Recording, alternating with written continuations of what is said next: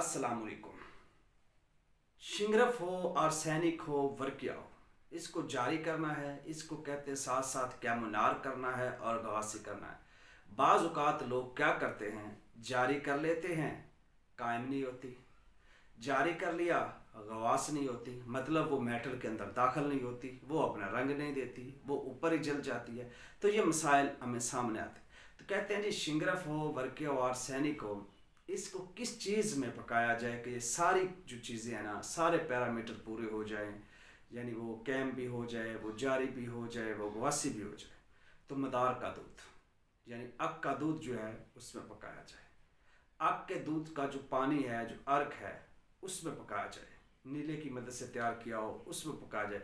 या फिर क्या करें, नीला लें, गंधक लें, उसको खूब रगड़ाई करें, पाउडर बनाएं, अंडों के खोल लें, उसके अंदर शिंगरफ आर्सेनिक वर्किया को रखें और उसके ऊपर उसको डाल दें और उसमें पकाएं। ये एक पूरी डिटेल वीडियो मौजूद है, इस तरीके से भी आप काम कर सकते हैं।